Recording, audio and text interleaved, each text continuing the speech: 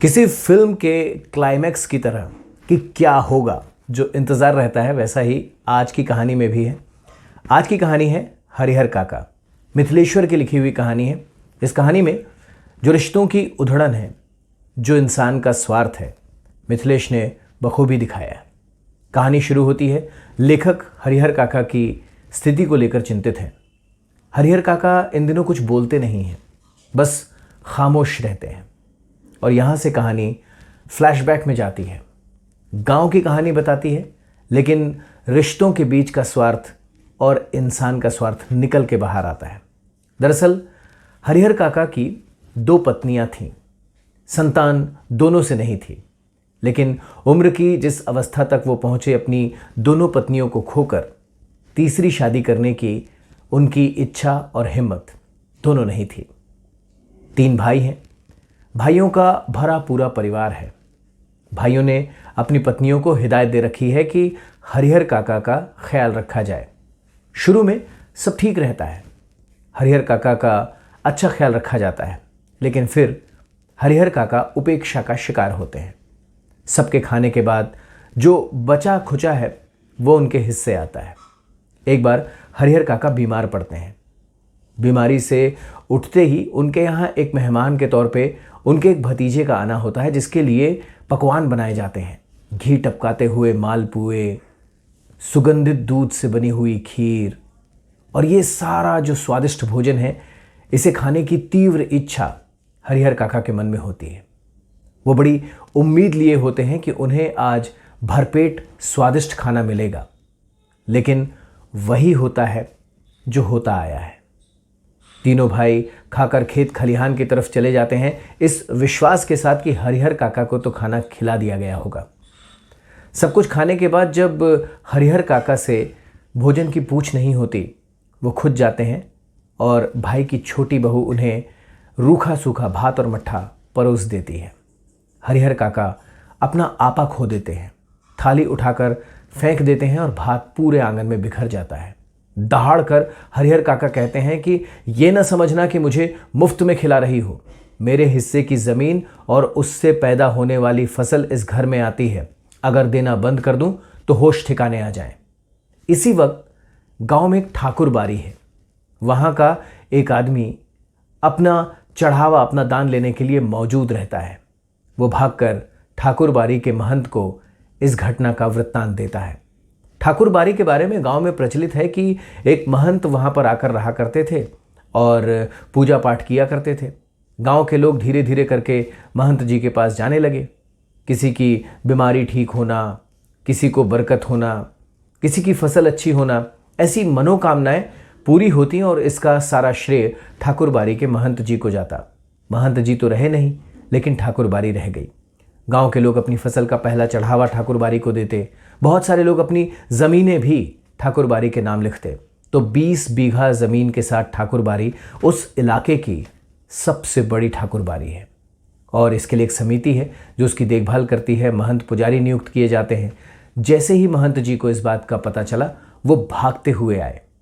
हरिहर काका गुस्से में खेत खलिहान की तरफ जा रहे थे, लेकिन महंत जी ने उन्हें खलिहान जाने नहीं दिया।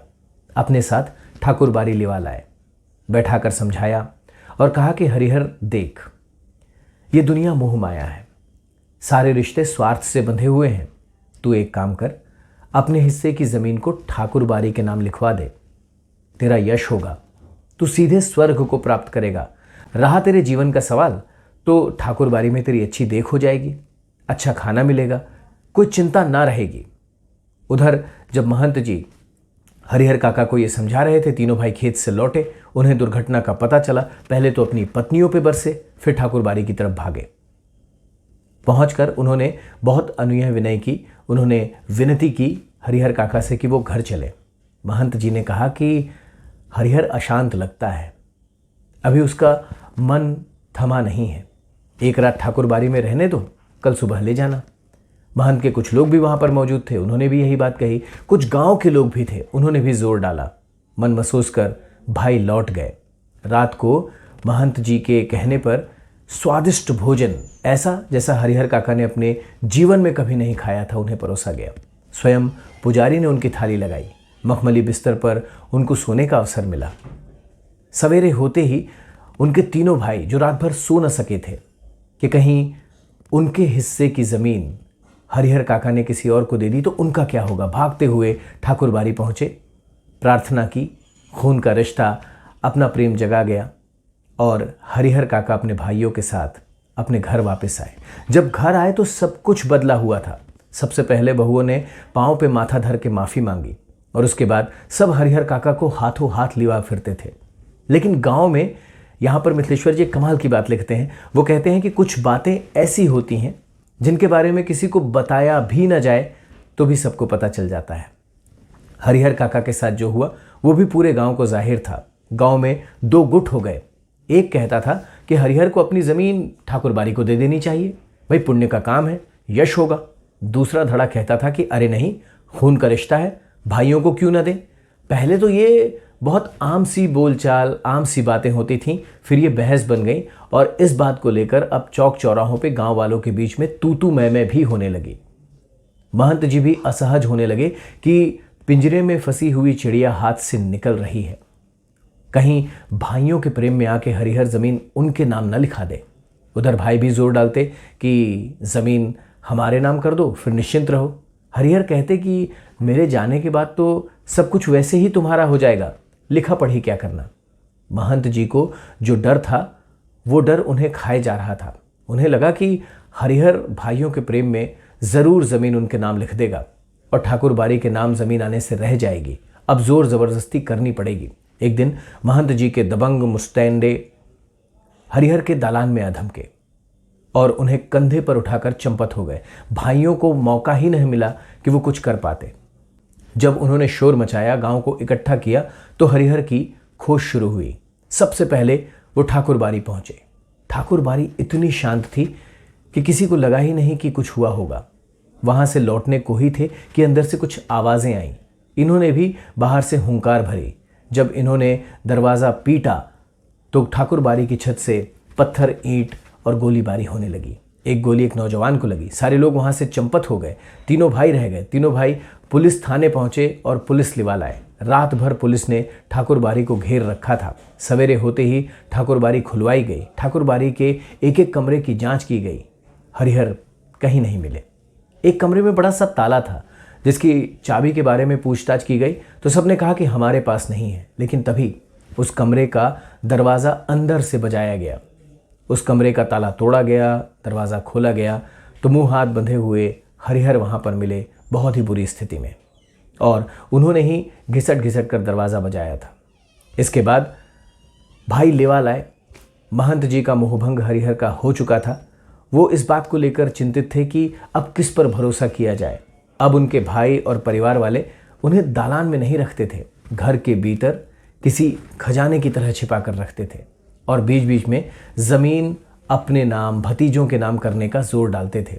हरिहर वही कहते थे कि जीते जी क्या लिखा पढ़ी करना, मेरे जाने के बाद तो सब तुम्हारा होगा। दरअसल मन ही मन हरिहर डर रहे थे। उन्होंने गांव में बहुत सारे ऐसे लोगों को देखा था जिन्होंने अपने जीते जी ज़मीन अपने ही परिवार वालों के नाम की और फिर उनकी दुर्गति हो गई। इसीलिए वो ज़मीन लिखवाने से डरते थे।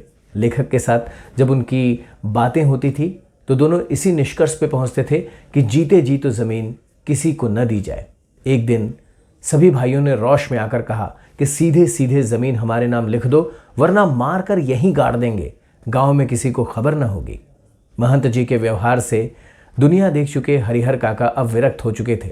उन्होंने खड़े होकर गरज कर कहा, मैं अकेला हूँ, तुम इतने सारे, मार दो जो मारना हो, लेकिन मैं जीते जी लिखा पढ़ी नहीं करूँगा।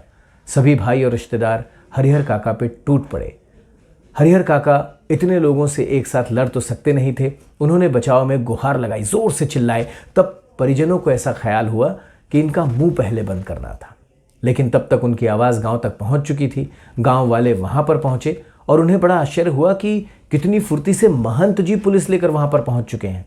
पुलिस के आने के बाद मामला निजी न रह गया। वहां घर में हरिहर काका की खोज हुई तो वो भी जख्मों के साथ मिले। अब हरिहर काका भाइयों के साथ नहीं रहते। इन दोनों घटनाक्रमों के बाद 4 पुलिस वाले हरिहर काका की सुरक्षा में तैनात रहते हैं। उन्होंने एक नौकर रख दिया है जो उनके लिए खाना वाना बनाता है। हरिहर काका अब न ज़्यादा खाते हैं न किसी से बात करते हैं, गुमसुम से ही रहते हैं। उनकी सुरक्षा का ख्याल पुलिस वाले कम, उनके भाई और महंत ज़्यादा रखते हैं कि कहीं दूसरे पक्ष के लोग हरिहर पे बाजी न मार जाएं, फिर उठा कर न ले जाएं और ज़ोर ज़बरदस्ती से अंगूठा न लगवा लें। लेकिन हरिहर काका बस खामोश रहते हैं। ये जो खामोशी जिसके साथ कहानी का अंत होता है, ये हमारे रिश्तों के बीच की उस स्वार्थ की हर एक परत को खोल के रख देती है, उसके बारे में बहुत मुखर रहती है। किस तरह से गांव में ताना बाना चलता है उसे लेकर मुखर रहती है। किस तरीके से किसी के ऊपर क्या बीत रही है इससे किसी को फ़र्क नहीं पड़ता, वो सिर्फ चर्चाओं का हिस्सा रहता है, इसे लेकर मुखर रहती है। वक्त मिले ये कहानी ज़रूर पढ़िएगा। कैसी लगी ज़रूर बताइएगा।